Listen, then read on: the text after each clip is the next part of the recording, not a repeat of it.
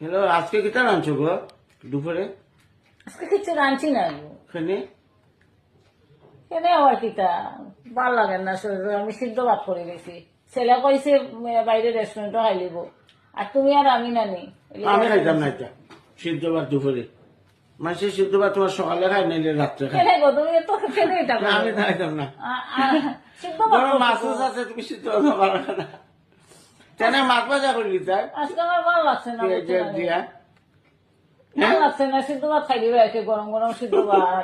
দুপুরে সিদ্ধ ভাত মাছ রাখিয়া আর দুপুরে সিদ্ধ ভাত। ভালো লাগছে না, তুমি আর তাকে আমি। করো না রে তুমি। তুমি আর আমি তো খাইতাম না, তাহলে তো সিদ্ধ ভাত খাই দিলে কি তো হইব? এটা করিও না, ভালো লাগে না। আমার আজকে শরীরটা ভালো লাগে না, দেখে তো রাঁধছি না আমি। সিদ্ধ ভাত করছি তো মুখটা খাওয়া যায় না নি। রাগ উঠে দিয়া। এটা করো খালি। আচ্ছা ঠিক আছে, আমার কষ্ট বুঝো না নি। বুঝি তো।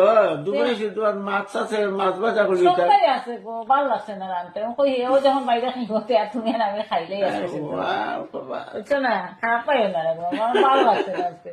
গরম গরম সিদ্ধ ভাত ঘি দিয়া দিমু। আচ্ছা তা দিলাম। ঠিক আছে। ঠিক আছে, ওই যাও।